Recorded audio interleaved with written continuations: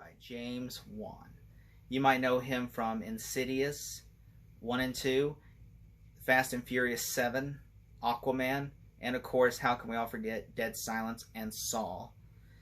The movie is written by Chad Hayes and Carrie Hayes, and it is basically it's kind of a true story, but it's inspired more or less by a true story, and about this murders that happened in this house, and basically it's a kind of a true story and about this, and there's about this medium, the real Ed and Lorraine Warren, investigating the murders that happened in this house because the family moves into the house and it's haunted, and apparently a witch that lived there, and she cursed the families that if they move into her house. It's a really good movie. I mean, the movie stars Patrick Wilson, Vera Farmiga. Let me make sure I got the rest of the cast right. Vera Farmiga, Ron Livingston, and Lily Taylor. And it is kind of a true story, and it's really good. Like, I will say, this movie, do not watch this movie by yourself with all the lights off. You will probably have a heart attack, because I watched this and I was freaking terrified. I watched this with my niece and I was terrified because I was like literally looking around going, oh my god. I feel like, like you just get kind of creeped out, and everything. You're like, oh my god. There's like one scene that I was so creeped out about. There's a scene, okay, this movie's been out for a while, so I'll tell you.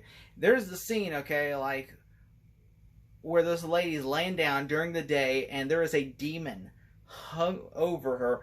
And you just like, I'm like, every time you see that demon, like, oh, yeah, it's so creepy. Like, I was watching it and like, oh my god, this is so creepy.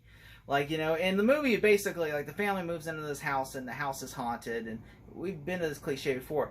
But it does something clever about it. It does something really clever. And I really like Patrick Wilson and Vera Farmiga and Lorraine Warren.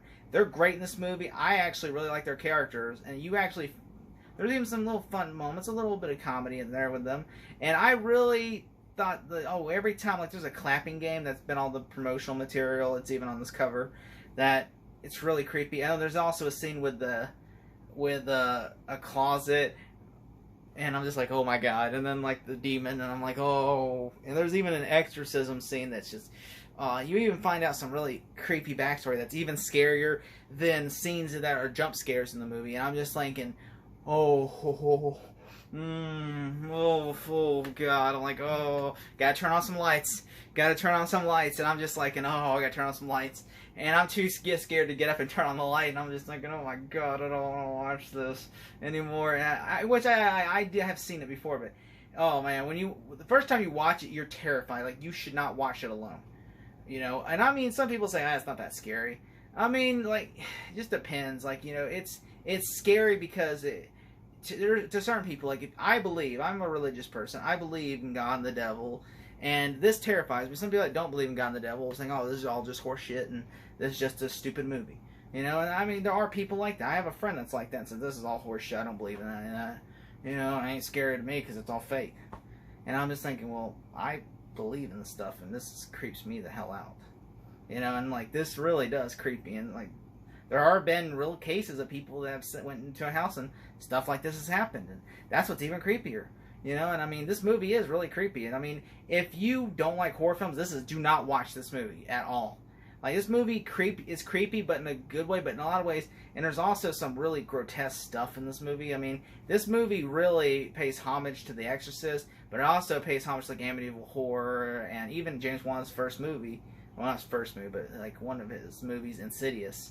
And I mean, the cast is fantastic. Lily Taylor in the third act of this movie is so good. I'm like, she should have gotten an Oscar nomination for this year. She's so good. And I will say, the jump scares in this movie work. Like, the clapping game works. Even the day scene with the demon worked. Even the third act of the movie is so great. And Patrick Wilson is phenomenal in this movie. I will say, this movie will give you the willies if you watch it alone. But at the same time, it's really good. There are some moments where it kind of just drags. I would not say, like, like, some of the day scenes kind of drag along, but not much. Like, you kind of like, but then when you get back to the night scene, you're like, oh my god. But still it works. I mean, it's kind of like you have your up moments and you have your low moments. This movie is so good, though. Like, I watched it and it holds up. This movie came out in 2013. It holds up now. I'm gonna give this movie's worth it. This movie is worth watching. This movie is a perfect movie. I'm gonna give it an A+. That's how great this movie is. Thank you so much for watching. I'm gonna have a review for The Conjuring Part 2. And I just want to say thank you all for watching, and if you can, just give this video a thumbs up and fall down the rabbit hole for more, and like and subscribe.